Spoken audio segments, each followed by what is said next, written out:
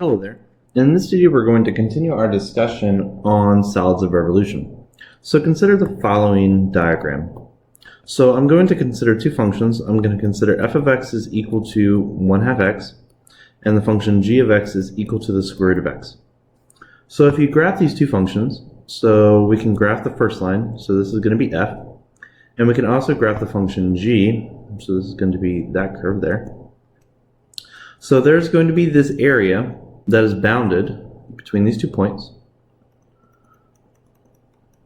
So the question for solids of revolution would be, okay, suppose I take this rid region and I revolve it around the x-axis, the horizontal axis. So let me just erase these functions and put them somewhere else. So f of x is equal to 1/2 x, and g of x is equal to the square root of x. So if I sort of draw a mirror image of this function,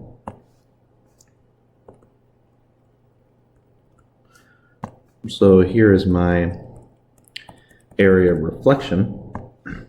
So if I revolve this around the x-axis, so what do I have? So if I look at the interior of this solid, it's almost like a cup, I guess you could call it.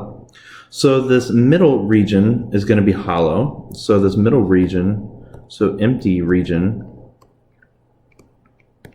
is a cone, a circular cone. And what is going to be the volume, and I guess surface area, of this solid that is going to be generated? So the volume and the surface area are both equal to what? So in order to find the volume, this is what we're going to call a washer method, as some people call it. But there's nothing really special. It's very intuitive once you sort of look at the idea of this. And the surface area is going to be very straightforward as well. So we're going to use the same exact concepts as we used in the last video, namely the following concepts. So volume is going to be the integral of areas, and surface area is going to be equal to the circumferences, where areas are pi r squareds and circumferences are 2 pi r's. All right, so let us set our problem up so we can find out what these integrals are. So let's start off with finding the volume. So the volume probably is the more difficult in terms of computation. Let's start with volume. So I'm going to look at this from this perspective. So here's one cross section, and here's the outside. So the first thing we need to find is, what is this x value? So when does 1/2 x equal to the square root of x?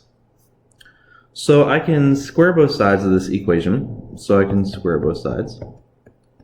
So I'm going to get x squared divided by 4 is equal to x. So once I multiply both sides of this equation by 4, I'm going to get x squared minus 4x is going to be equal to 0. So that means x times x minus 4 is going to be equal to 0. So that means x is equal to 0 or x is equal to 4. So these are the two solutions. So of course that point is the 0 value, and that is the 4 value. So let us assume that I want to find the area of this interior region here. I'm going to call this volume 1. So volume 1 is going to be equal to the integral from 0 to 4 of pi r squared. So what is the radius of these circles? So the radius of these circles is dictated by the function f of x is equal to 1/2 x. So that is going to be my radius function. So that's pi r squared. So what about the other volume? So if we sort of ignore the red curve and we sort of have this bowl shape, I can call this volume 2. So volume 2 is going to be equal to the integral from 0 to 4 of pi r squared, where that radius is dictated by the function g, which is the square root of x. So it's going to be pi r squared. So the volume of interest is going to be this area that is being revolved. So this volume is simply the green volume V2, and we're taking out this interior conal region V1. So that means the volume of our solid of revolution is just going to be the integral from 0 to 4 of pi times f of x squared minus pi g of x squared dx. And we can easily have this result, and this is since, what is this? No, this should be g of x, and this should be f of x. And this is since the green curve, which is g of x, is greater than f of x. And technically, you can say this is greater than or equal to on the interval 0 to 4. So therefore, the volume of our surface of revolution is going to be the integral from 0 to 4 of pi times g squared x minus f squared x dx. So we can find this volume directly now. So v is going to be equal to the integral from 0 to 4 of pi. So g squared, what was that? So that's going to be the square root of x squared minus 1/2 x, the quantity squared, dx. So the square root of x squared is going to be equal to x, and then minus x squared divided by 4 dx. And then we can integrate over these two terms. So volume is going to be equal to pi times, so we're going to have 1/2 x squared minus, what would that be? So we're going to divide by 3, so that's going to be 1/12 x cubed, evaluated as x goes to 4 and as x goes to 0. So we know that as x goes to 0, this whole entire thing is going to disappear, so 4 is the only thing we really care about. So the volume of our solid is going to be equal to pi times, so 4 squared is going to be equal to 16, and 16 divided by 2 is 8, minus, so 4 times 4 is 16, and 16 times 4 is going to be 64. Now 12 doesn't really go into 64, so we need to reduce this, so that's going to be 32 divided by 6, or 16 divided by 3, so we can rewrite this as 16 thirds. And we can get a common denominator if we really want to. So 3 times 8 is going to be equal to 24. And 24 minus 16 is going to be equal to 8. So we have that the volume of our surface of revolution is going to be 8 pi over 3 cubic units. Okay, cool. So now let us move to our second question. And again, this is sometimes referred to as the washer method, but it doesn't really matter what you call it. So let's look at the surface area of our solid. So surface area. So surface area requires a little bit of imagination, at least. So let's look at our solid. So here's our solid, little Pac-Man looking thing. Okay, cool. So we have two surfaces of interest here.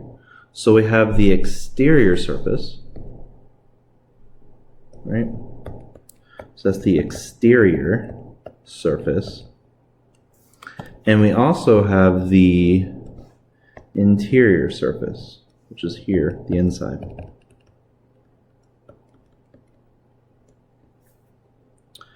So again, for the interior surface, we can look at the circles that we get when we revolve around it, and we're just going to add up those circumferences. And the same thing goes for the exterior surface as well. We can add up all those circumferences as well. So that means the surface area for a solid is just going to be equal to the integral, again, from 0 to 4. So to find the circumference, that's going to be 2 pi r. So let's look at the interior surface. So remember, this is going to be interior surface area plus exterior surface area. So the interior surface area is generated by the line y is equal to 1/2 x. So 2 pi r, so r is going to be 1/2 x dx. And then we have the exterior surface area, which is going to be 0 to pi of 2 pi r, which is going to be the square root of x dx. We can factor out a 2 pi out of both of these. So we can say that the surface area is going to be equal to 2 pi times the integral from 0 to 4 of 1/2 x plus the square root of x dx. And now we can integrate over both of these terms. So remember that the square root of x is the same as x to the 1/2. So when we integrate that with respect to x, that's just going to be equal to x to the 3/2 divided by 3/2, which is 2/3 x to the 3/2. So therefore, the surface area is going to be equal to 2 pi times, so the antiderivative of x is going to be x squared over 2, so we're going to have 1/4 x squared, and then plus 2/3 times x to the 3/2, evaluated as x goes to 4 and as x goes to 0. As usual, x goes to 0 doesn't really contribute anything. So the surface area is going to be equal to 2 pi times 1/4 of 4 squared plus 2/3 of 4 to the 3/2. So 4 squared we know is 16. Now 4 to the 3/2, we can take the square root of 4 first. So the square root of 4 is 2, and 2 cubed is equal to 8. So then we have that the surface area is going to be equal to 2 pi times, so 16 divided by 4 is going to be 4. So we have 4 plus 8 times 2 is going to be 16/3. And now we can get a common denominator if we desire. So put that over 3. So we have 12 plus 16, which we know is 28/3 on the top. So the surface area, not 28, surface area is going to be equal to, so 2 times 28 is going to be equal to 56 pi divided by 3. And since we're in area, which is a two-dimensional quantity, this is going to be 56 pi over 3 square units. And this is how you find the surface area and volume of a solid when you have two functions that are being considered, and you're considering the area sort of bounded between them, and you're sort of taking out the area that's really close to the x-axis. And sometimes, again, this is called the washer method.